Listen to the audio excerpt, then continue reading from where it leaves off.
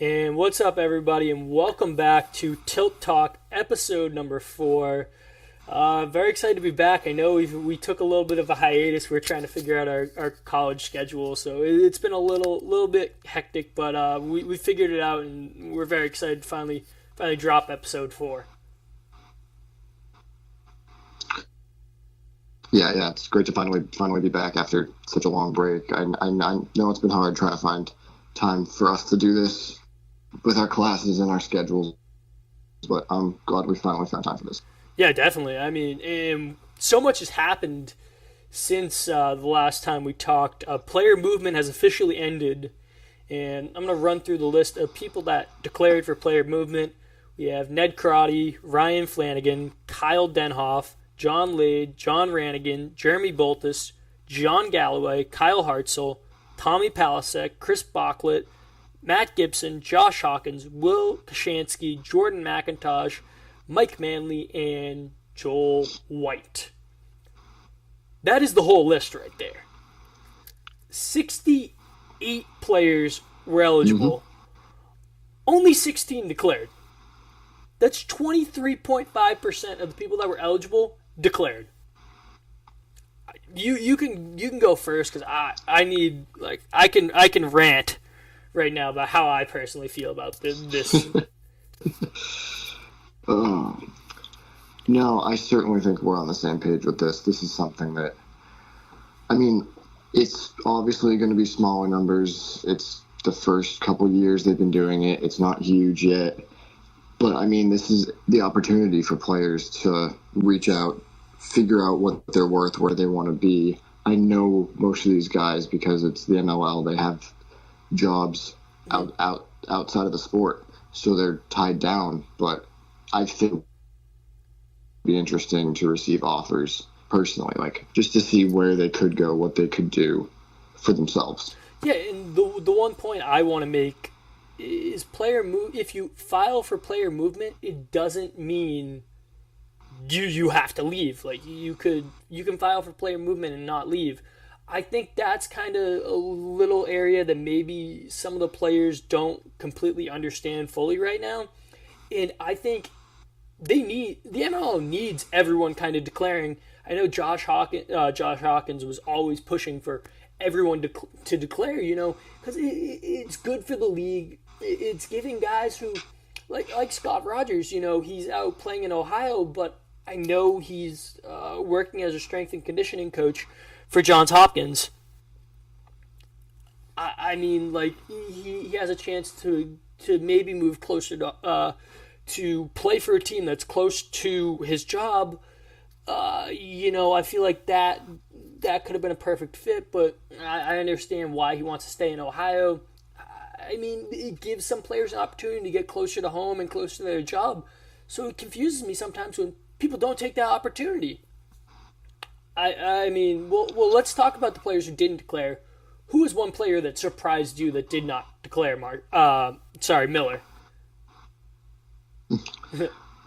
would have to be the man you were just talking about, Scott Rogers. I mean, this is someone who didn't get the playing time we both feel he deserved last season, but that's their own accord. He really couldn't do much about that. But, I think this is one guy that knows what he's worth, and I would hope that he would want to be the face of the team. He would be the face anywhere he goes. He has that talent to surpass most of the starting goalies, I think, right now. Yeah, and I mean, you look down in Chesapeake, I think he could have had a chance to start. And I think if there's two players that I personally wish declared, I really look at two guys. I mean, I looked at the big rig too. I think the big rig definitely should have declared. But the two other players that I think should have declared, and I totally forgot about this person until I started talking, till we started briefly talking before, I think Will Manny should have declared. It doesn't mean he has to leave. He can stay in New York. I mean, I think getting a big name like that is great for the league. But I think the person that should have declared was Tucker Durkin. I think that's a name that everyone kind of just forgot about because he was this great player, and he's a head coach down in Philly. Could have been could have looked at Chesapeake. Something like that. I understand he's kind of been with Florida since the beginning, but it gives him maybe an opportunity to look somewhere closer to work. I think those guys need to declare because they're the pieces, they're the star-studded players. I think everyone's got to start declaring. It can't just be, everyone from Rochester declare. Like, you look at the list right now, the 16 players declared, 1, 2, 3, 4, yeah, we have 9. 5. 9 from Rochester. And wait, you look at New York, too. New York had 1, 2, 3, 4, and 4 people from New York declared. So essentially, 13 people from 2 teams declared. I understand maybe some people feel like, I really like the team that I'm on right now. I don't want to leave and mess anything up. But sometimes if you declare, you don't have to leave. I just think that's the part that some of these players don't understand. Yeah, and I feel like as Josh was doing, you have to encourage to take part in this and to take that step, which will then force the hand of some of the younger guys, some of the newer guys, who it's not about leaving, it's just about the opportunity. Yeah, it's all about the opportunity to leave. And let's talk about a couple players who did take the opportunity to leave and they declared and they already signed. So Tommy Palasek declared for player movement early on, pretty much right when it came out. A couple days later, September 12th, he signs with the Atlanta Blaze. That's awesome. That's quick. Yeah, that's smart. Palasek had his mind made up. Good for him. I'm happy to see him go to Atlanta. And he's not going there alone, too. Another one of your boys from New York, Matty Gibson, declared a couple days later, and he signed with the Atlanta Blaze on September 21st. So right away, New York loses those 2 attackmen, and Atlanta gains 2 more attackmen. Let me just get your instant reaction on those 2 guys leaving.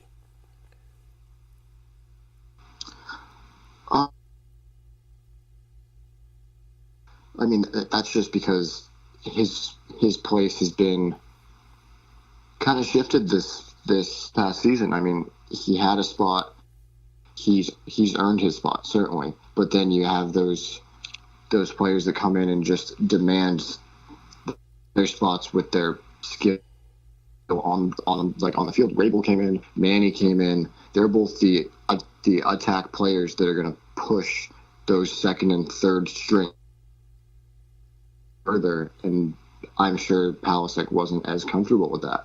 And I'm sure he loved playing for the Lizards, but he'll have the time with the Blaze because of the NLL and all of their players that are in that league. And Gibson was a surprise for me. Very surprising. Was just the fact that he declared surprised me. That's one of the people you talk about. I love the fact that he took an opportunity. He declared, and he felt like he got a good offer, and you can't pass up on that. And I think Atlanta has something cooking down there. I wouldn't be surprised if I see Mark Matthews. I'm trying to think of all the box guys that they have. I know it's Matthews. I'm blanking off the top of my head right now. It's Mark Matthews. Randy Stotts is another one. Those guys don't play a lot of games. And right there, you look at it and you say, hey, we can bring in 2 guys who, while they're missing time, these 2 guys can play because they don't play in the indoor league, and we can use them. Or even they could say, hey, let's use Mark Matthews and Randy Stotts as tools to package for a good player. It's Matthews and Stotts. Yeah, you can look to package those guys And I hate to say it, but it always seems like Kevin Rice seems to get hurt. So it's good to have two players like that also step in. Yeah, no, it's good to have the bolstered offensive front down there. The attack is definitely going to benefit immensely from this. I wouldn't be surprised if things stayed the way they are if Atlanta's in the playoffs this year. I mean, I wouldn't. I'm not surprised right now. They by far have the best attack depth like any team could ever ask for. They have a star-studded attack right now. It's just a matter of, well, you can only have three guys play attack at once. I mean, a lot of these guys are going to have to start coming out of the box, and they're going to have to figure out a way to use those guys. I mean, they're great offensive players. Do not get me wrong. They have so much offensive talent right now. I mean, it's going to be crazy down there. I mean, I think they're going to have to move. Some of those guys are got to be on their way out. I mean, I know in a deal with Mark Matthews and Stotts, it's going to be hard to get a lot from one team because, you look at it, hey, last year Mark Matthews and Randy Stotts played a total of 7 games and Matthews played a total of 6. So, I mean, you look at that, you say, hey, they're missing half the season, like, what do we do there? I think they have to look to a team like in Ohio or Denver and say, hey guys, we'll package you both these guys.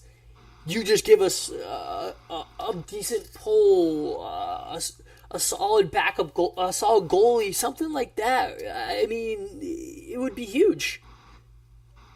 And not to mention the fact that Jake Withers is gone too. Withers was a second-round pick too. We'll talk more about that later. But you go, finish up your point. I'm sorry for interrupting you there.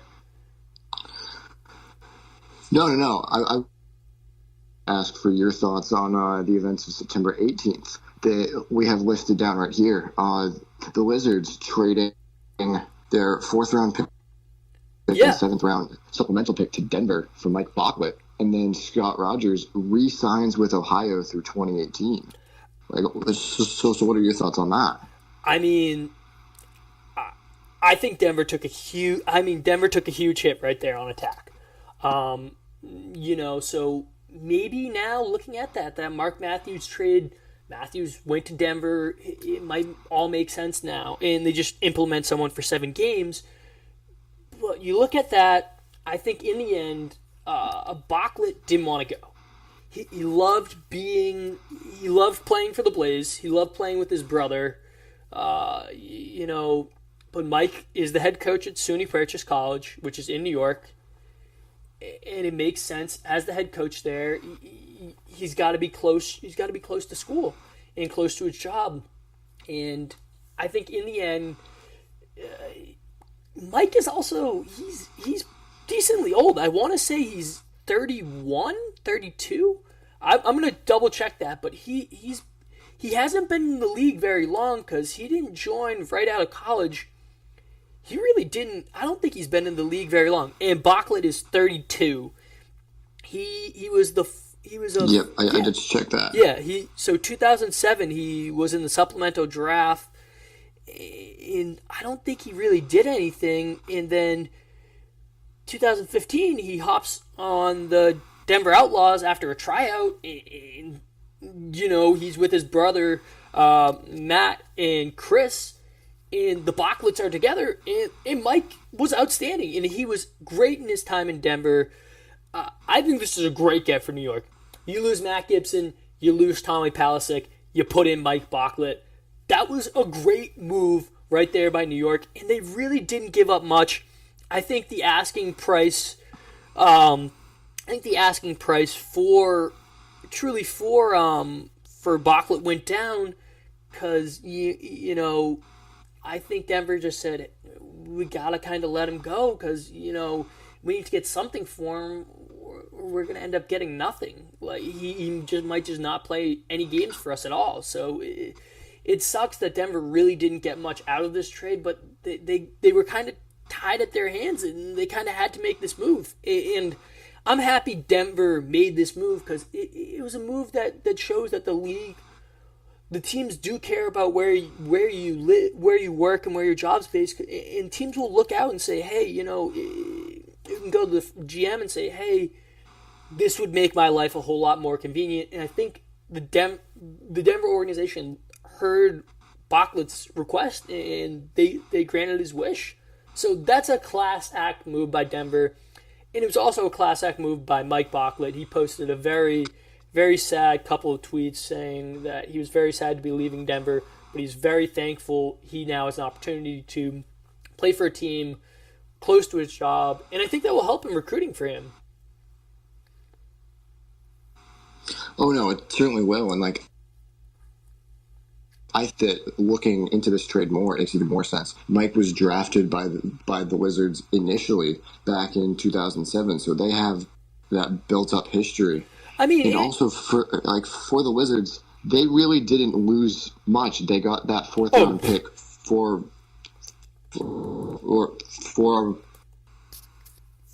it might they have ended up giving that away to Denver, and it wasn't.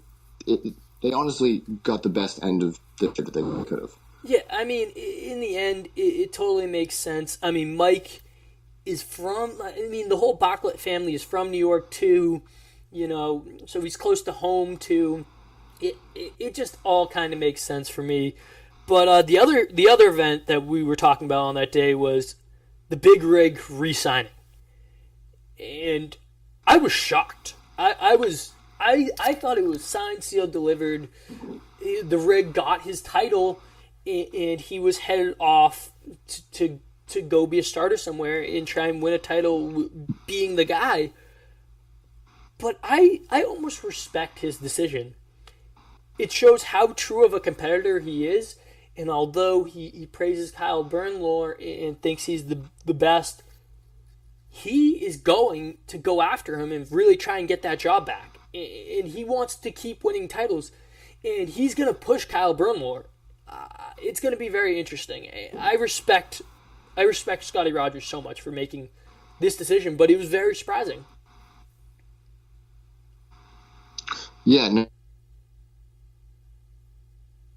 the best move personally for him at the moment because, well, I shouldn't say for him. This is the best move for Ohio and the team because this is going to be the most competitive season for Bernlohr, for Rogers, because I think they're both on even ground right now because they'll be grinding through the offseason and they'll both come expecting to play, ready to play, but also at the same time they're there for the team and they'll be satisfied knowing that they'll still have a good goalie in net no matter who gets chosen. Yeah, and I mean, you look at this situation too. If maybe Bernlohr gets hurt, you say, hey, Scott, you have someone in the Big Rig who can step up. And that shows how great of a captain he is. Rogers was willing to take the backseat and come back to a team where essentially he's probably going to be the backup goalie, but he's fine with that. He just wants to win, and that is a true competitor. And I respect his decision so much, and I think so highly of him. I mean, I respect him so much. But let's move on. 2 days later, the Machine announced another. This one isn't really very surprising, but they announced Brian Karolinus resigned. Awesome. I'm not surprised there at all. I mean, Karolinus was a stud for them this year. I mean, do you have anything to? I mean, this doesn't catch me by surprise. This is just kind of updating on news. No, this was what I expected. I wasn't surprised by it. I think it's good for both Brian and for the team. I don't anywhere anytime soon unless it's one of the best offers he'll ever get in his life because I think he's set with Ohio right now. He's made his mark. He's proven that he deserves to be there, that he's a first-string D guy for them, and this is just more news. Yeah, I mean, makes sense. I think the only way he ever leaves is he's at Stanford, a Stanford law student. If there's a team out in California, then I think that's where Ohio says, Ohio might be in a little bit of trouble right there. But let's move on to the next event that happened on September 21st. On the same day as Matt Gibson signed with the Blaze, there was also a big trade that involved the Denver Outlaws once again. The Outlaws traded defenseman Edwin Glazner from Notre Dame to Atlanta for defenseman Christian Bergdorf. Bergdorf went to Denver graduated from the University of Denver last year. I don't know if Bergdorf played in any games last year. I'm looking at Point Streak right now. Bergdorf is a great player. Don't get me wrong. Very talented guy. I think he had a hard time getting on the field. Yeah, I can't find him on Point Streak right now, but he was a great player. I remember him from his time at Denver last year. He was really their lockdown defender, and I think it makes sense bringing home a guy who played at Denver.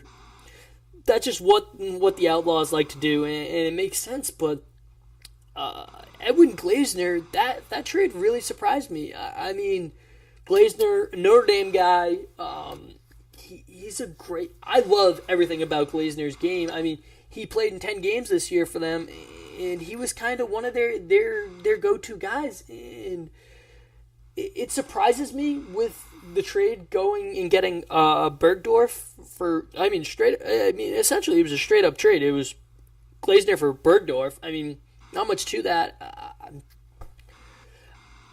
I mean, Atlanta wins that trade in my mind because Glazner is someone that's played in the league before. He played in 10 games in the regular season, and he played in both postseason games. And I think that just bolstered Atlanta's D, made it better. And I think Denver's defense may have taken a small hit. I mean, Bergdorf, we'll see what he does in the league, but I think Atlanta improved with that trade. That this is something that's going to strengthen the Blaze this year. I'm beyond excited to see them playing this year. I think that these small trades are all starting to add up. And like I'm not calling the trade small, just like it's not a trade. It's going to draw the attention of like every single media company following this season. But like these are just small things that are piling up that's going to affect their season exponentially. Yeah, I mean, it's a big move, and I think Atlanta got better, and then I mean, 2 days ago, the Boston Cannons announced that they re-signed Davey Emila and Justin Terry. Makes complete sense to me. Terry works at Harvard as an assistant coach there. Emila, I'm pretty sure he lives in Boston now. They didn't declare for player movement. Makes sense they re-signed for 2018, so no real surprise there. Let's move on to, we missed some big things happened in the organizational departments in the MLL. On September 14th, the Chesapeake Bayhawks announced that they were parting ways with head coach Brian Reese. This was very surprising for me, but listening to head coach Brian Reese talk, it didn't sound like he wasn't fired because he wasn't doing a good job. The Bayhawks are looking for someone that's full time. Brian Reese has his hands in a bunch of different things, and he kind of told them, I can't be 100%. I have other things going on, and I think that was the big decision. It seemed like that's what Reese was saying. They parted ways, but it was like a mutual parting of ways because, I mean, Reese felt bad that he couldn't give them that 100% commitment that they wanted. So I think it's very surprising, but I mean, I kind of understand why, and I respect Reese for in the organization for really, they handled it with a lot of class. Yeah, I totally get why. Knowing the reasons, it's not as surprising as when I first heard it. But I mean, it's definitely something that'll change the structure of this team for this coming season. And I'm interested to see who steps in to fill Brian Reese's shoes, and also how it affects their play this year. Yeah, I mean that will be the most interesting part. With Reese gone, maybe there's some big moves that might happen. Maybe someone comes in and the new coach comes in and say, "Hey, Lyle Thompson's barely playing any games for us. Why? I mean, we signed him to this big contract. Why do we have him?" Maybe they decide, "Hey, let's move him and get something for him." I mean, it'll be very interesting to possibly see who replaces Reese for Chesapeake. I mean, it's a very appealing job. I mean, I think you can get someone, a coach from the Maryland area, maybe a former retired coach. I mean, there's so many options. I mean, that area of Maryland is a hotbed. That Baltimore area, I'm sure they can lure someone in and get something done. But it's going to be very interesting. Yeah, and like as you had just said, it'll be interesting to see what happens with the team as a fresh eyes looks at it, and like what choices will be made in regard to Lyle Thompson and to those players who don't their spots secured by their engagements of the NLL, of just not getting the amount of playtime to prove themselves yet. It'll be interesting to see a fresh take on this team. Yeah, I mean, but that wasn't the only organizational move that happened. I mean, we look September 18th, the Cannons announced that they were parting ways with GM Kevin Barney. It's sad to see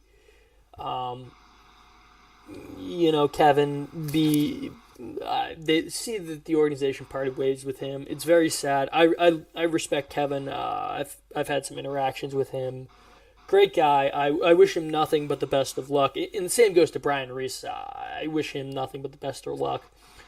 But I think when you look at it from a fan perspective, or just a person watching the league perspective,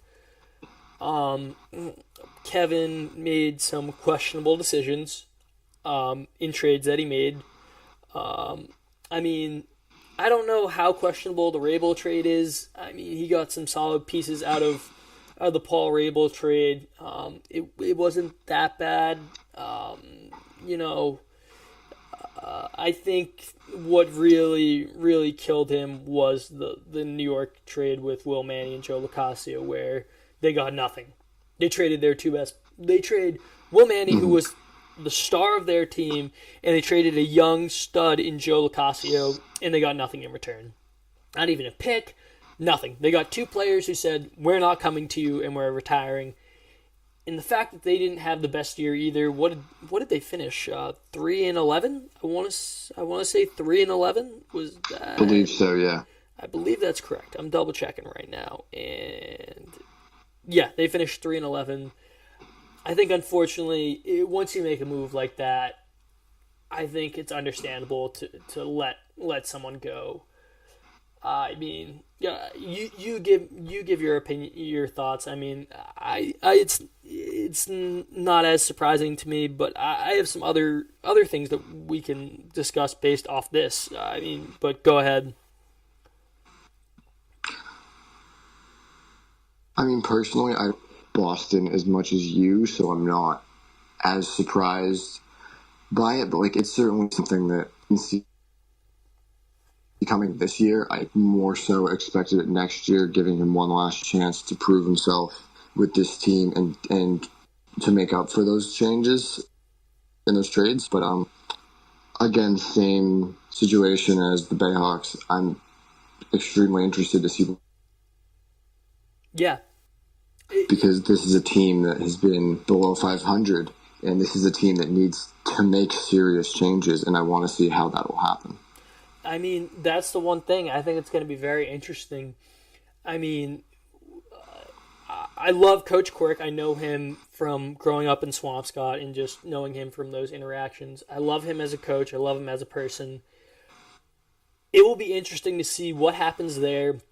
Do they maybe make him head coach slash GM, or maybe do they bring in a different GM and say, hey, you can do what you want? I think it will be very interesting. Maybe they bring in just a guy who's strictly a GM, and maybe him and coach.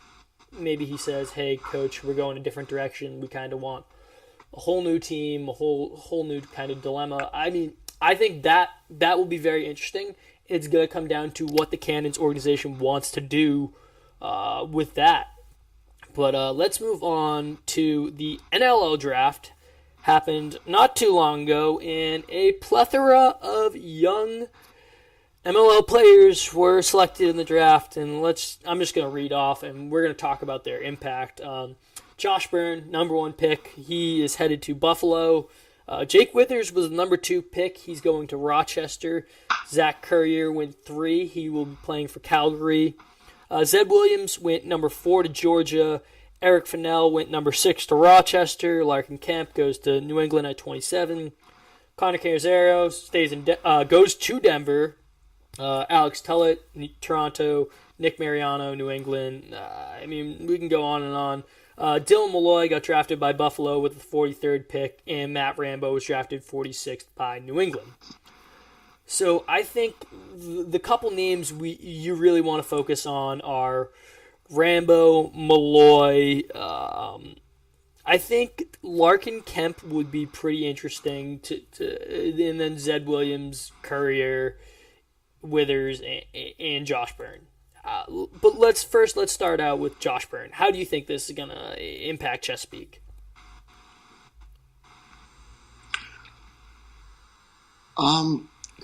It's tough because the beginning of the season is always different every year. And it also, I don't think it's right to say anything right now because of their situation. What's going on with Reese, him parting ways, and just the number of guys that they have at their disposal. I mean, I think they have a viable team without Josh Byrne. I mean, certainly not every facet of that team is up to par to my standards in the MLL. But, I mean, I think it'll be a loss that they'll... Yeah. Certainly for the first few games, but I finished without him. All right. I mean, that makes complete sense to me, too. I think it's hard to really figure out what's going to happen. It'll be very interesting to see kind of with this whole organizational trade.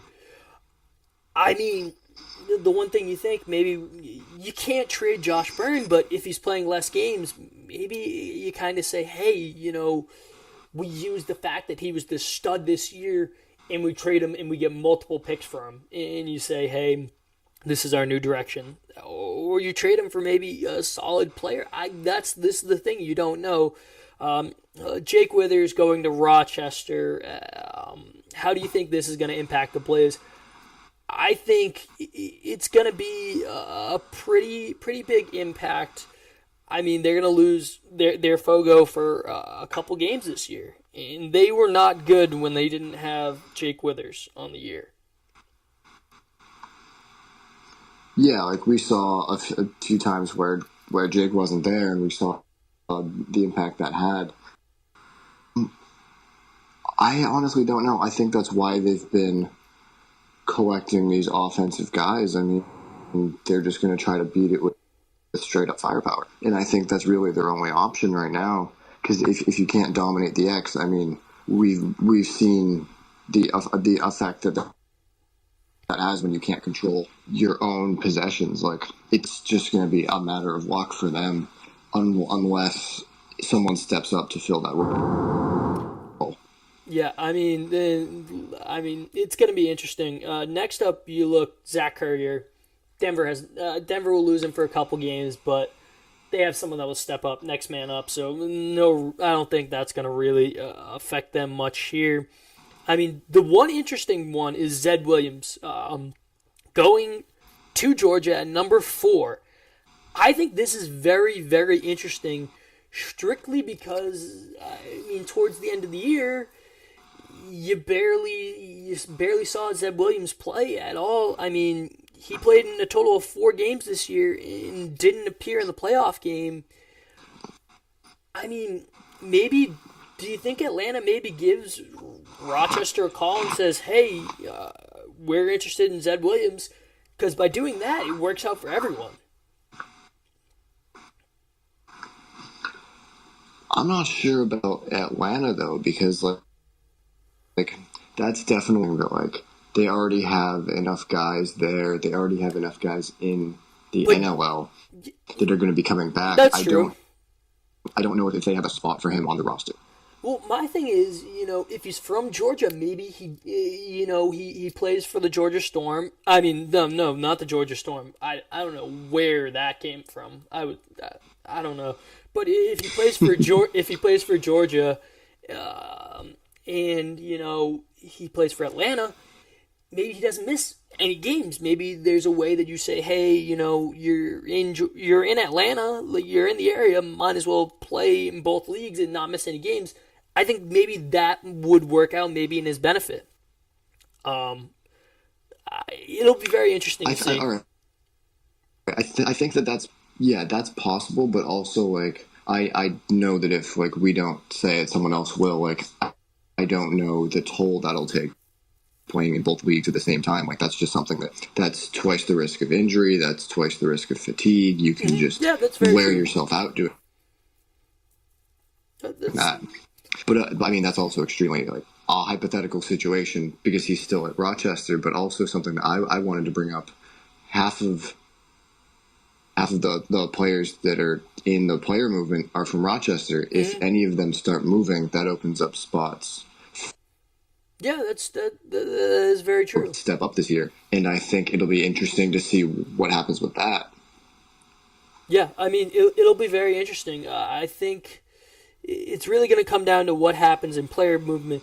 But Larkin Kemp being drafted by New England, I like that. I like that a lot. I don't think Denver is willing to give up Larkin Kemp. I would love to see him in a Cannons uniform. He's a local kid. He's from the New England area. I think that'd be a great get if they could get him, but I don't see Denver giving him up.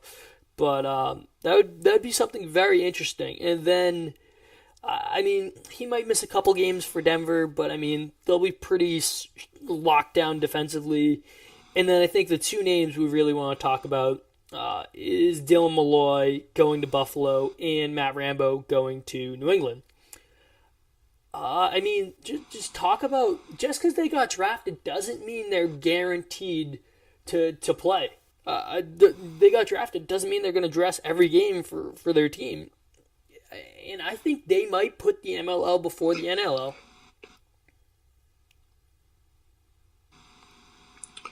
No, I think that they have that commitment there to the NLL, just being young guys and having that commitment first. But I mean, I think that both of these are high caliber players that deserve a spot on those rosters with those teams. It's just a matter of whether one, they choose to, and two, if their teams can see that. Yeah, I mean, that'll be very interesting. I mean, they're both going to be pretty far away from where they play. I mean, Buffalo is not close to Florida, and I hope Malloy is prepared for the Buffalo weather. And then, I mean, Boston, New England to Charlotte, not really the closest distance either. I mean, I think it'll be very interesting just to kind of see how that works, but I can see them both putting the MLL commitment before anything else. It wouldn't surprise me there. Yeah, no surprises on my part. But I think that's going to wrap. Yeah, same here. Yeah, I think that's going to wrap it up for us for episode 4. But before we end, I just wanted to pause and say something.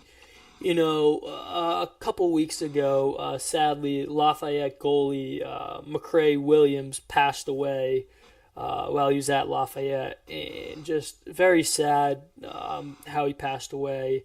We just wanted to send our thoughts and prayers over to the Williams family, also the Top Gun Fighting Clams organization, who was the club team he played for. just our thoughts and prayers go to everyone that knew McCray Williams. It's so sad to see someone uh, pass away at such a young age. He had a great future. It's just very sad to see something like this happen.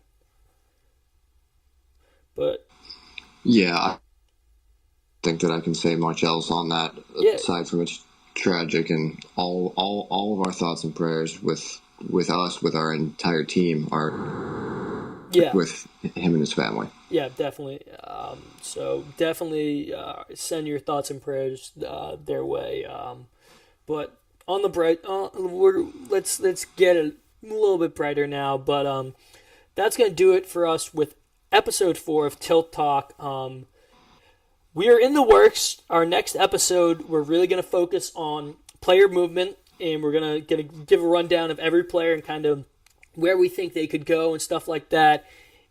And don't be surprised if maybe we get a special guest to come on the show and talk with us. But that will do it for episode 4. Once we get that guest confirmed, we will review. We might do some clues as to who it is. But we'll reveal it eventually. But thank you so much to everyone that has liked, comment, subscribed, just done everything to share or just support us. We appreciate it all, and everyone have a wonderful day. Thank you so much for watching. That's the episode. That's the final episode. This is the end of Tilt Talk. Sorry, this was horrible ending right there by me, Miller. You close it out. Give us some That's redemption. okay, man. You give us some redemption right here. Oh, all right. Thank you guys so much for sticking with us, listening. I know it's only been 4 episodes and they've been a little spread out, but we're going to try our best to find a routine, which you can find on Twitter at TilTalk, and also our Gmail, TilTalk1518 at Gmail. Send us any comments, complaints, anything you have, really. We love hearing from everyone. But yeah, as was said earlier, we're going to reveal the guest, decide how we're going to let everyone know via Twitter. But yeah, just thank you for listening. Yeah, absolutely. Thanks, everyone. Peace.